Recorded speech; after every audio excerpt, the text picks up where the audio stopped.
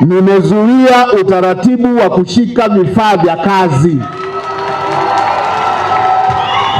Waambie watu wako wote mkoani, wakiwemo mpaka migambo, nimezuia utaratibu wa kushika vifaa vya kazi.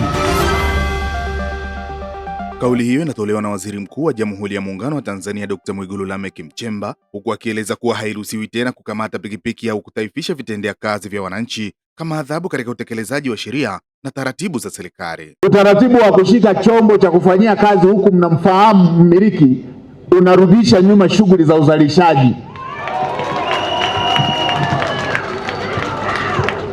Kwa hiyo leo hii, na bahati nzuri Mheshimiwa Mkuu wa Mkoa upo, waambie watu wako wote mkoani, wakiwemo mpaka migambo, nimezuia utaratibu wa kushika vifaa vya kazi.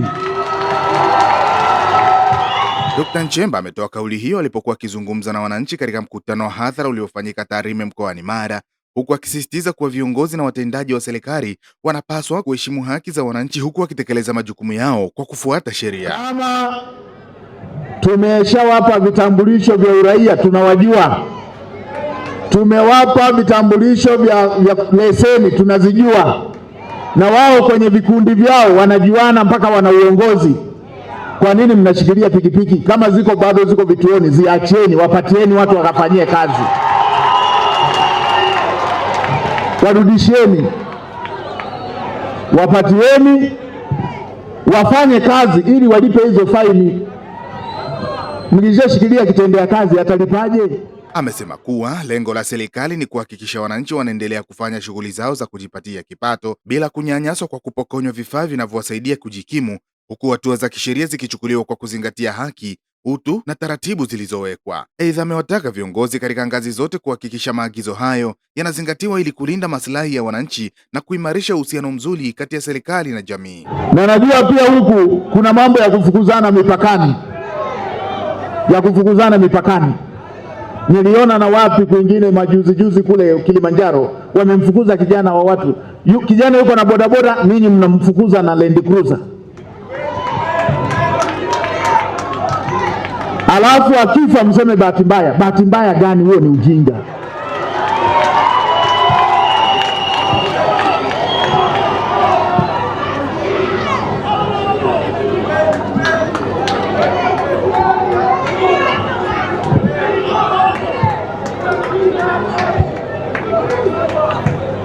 Tumeelekeza na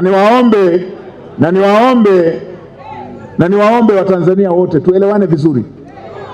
Tunasema hivi, kama chombo hakijashiriki kwenye mauaji, hatuna haja ya kuvishikilia. Makosa yenye faini, mnashikiliaje chombo?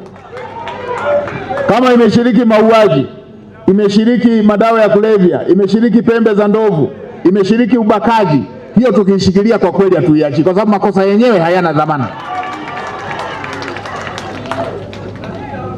Lakini hivi vitu vidogo hivi, sasa mtu unasema unamfukuza kwa sababu hajavaa helmet, na unamfukuza kwa Land Cruiser, akianguka ataponaje?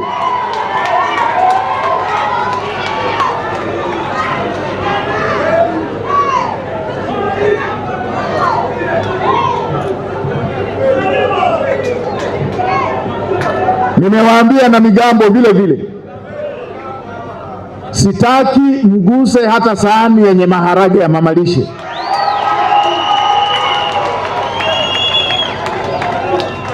Tumeanza utekelezaji wa dira 2050, ina malengo makubwa na tunataka kila Mtanzania ashiriki. Tunaposema tunataka pato la taifa la dola 7,000, tunataka pato halisi analopata Mtanzania, sio pato la wastani. Tunataka pato halisi, na litapatikana tu kama watu watafanya kazi. Ndio maana Mheshimiwa Rais ameongeza 5% kwa ajili ya kujenga maeneo ya kufanyia biashara na miundombinu yake ili watu wafanye kazi. Na tumewaambia kama hawa ni wamachinga, hawa ni bajaji, hawa ni bodaboda, hawa ni mamalishe, wakikosa eneo la kufanyia biashara, hiyo 5%, nunueni hata maeneo ili muwapangie maeneo yanayofaa kwa biashara. Tunataka kila mmoja awe kazini. na lazima tuheshimu mitaji hiyo. Ndugu zangu, tulioko serikalini tuna sehemu tunajisahau kwa sababu mishahara ipo tu, tunasahau kwamba hiyo mishahara inatokana na hawa wanaofanya kazi. Ukimchelewesha hata wiki moja, unachelewesha fedha inayokulipa wewe mwenyewe. Haya lazima tuyajue. Ukiua mtaji, unaua mshahara wako mwenyewe, kwa sababu mlipaji ni huyo.